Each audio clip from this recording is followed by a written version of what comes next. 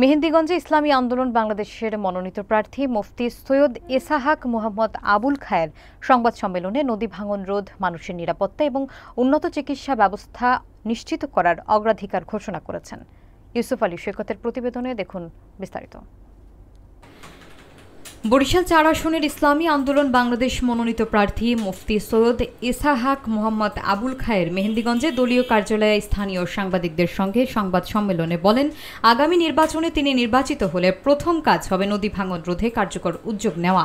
তিনি উল্লেখ করেন, মানুষের জন্য নিরাপদ বসবাস নিশ্চিত করা, দখলবাজি এবং চাঁদাবাজি প্রতিরোধ করা, ধর্ম বা বর্ণ নির্বিশেষে মানুষের অধিকার রক্ষা করা তার অগ্রাধিকার হবে।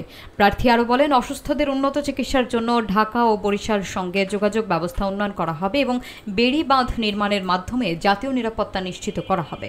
এছাড়া পিআর পদ্ধতি গণদাবিতে পরিণত হয়েছে এবং জনগণের সমর্থন অনুযায়ী এই পদ্ধতি কার্যকর করা হবে। জোটবদ্ধ নির্বাচনের প্রসঙ্গে তিনি বলেন, দেশের উন্নয়ন ও মানুষের কল্যাণের জন্য ভারতের ন্যারেটিভের বিরুদ্ধে সব শক্তিকে একত্রিত করা প্রয়োজন। তিনি জানান, বর্তমান রাজনৈতিক পরিস্থিতিতে মানুষ পরিবর্তন চাইছে এবং প্রযুক্তির দ্রুত ব্যবহারে জনগণ আরও সচেতন। ভাই প্রশ্ন করছেন যে আমি মনোনয়ন চাবো কিনা। আসলে ইসলামী আন্দোলনে আমাদের মনোনয়ন চাইয়া নেওয়ার কোনো সুযোগ নেই। এখানে দলের তরফ থেকে যাকে নির্ধারণ করা হয় সে ইলেকশন করতে পারবে। এলাকার একটা চাহাত থাকে, এলাকার দায়িত্বশীলরা যাকে চান, ভালো মনে করেন, এরকম 2-3 জনকে প্রস্তাব করে কেন্দ্রের কাছে। কেন্দ্র তখন পরামর্শ ভিত্তিক একজনকে সিদ্ধান্ত দেয়। আমাদের সংগঠনে প্রার্থী বা সভাপতি, সেক্রেটারি চাইয়ে নেওয়ার কোনো সুযোগ নেই।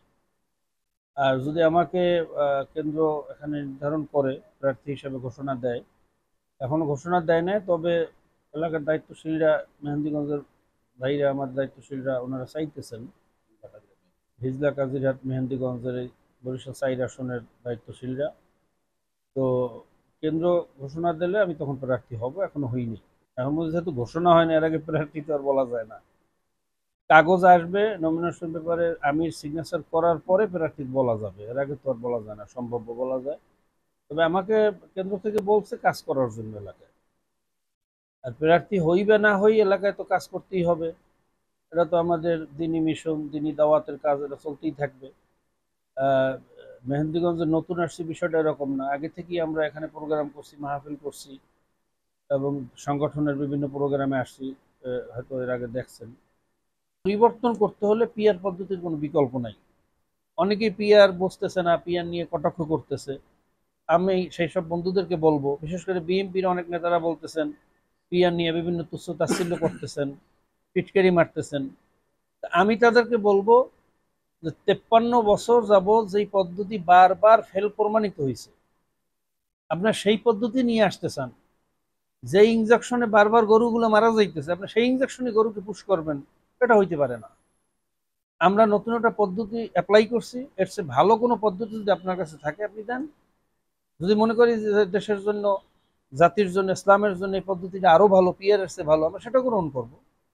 কিন্তু পুরানো সেই ফেসিবাদী পদ্ধতি, আবার সেই পদ্ধতিতে সেন্টার দখলের নির্বাচন, জুলুমের নির্বাচন, টাকা পেশি শক্তি এবং দানবীয় শক্তির নির্বাচন, এই নির্বাচন আমরা চাই না।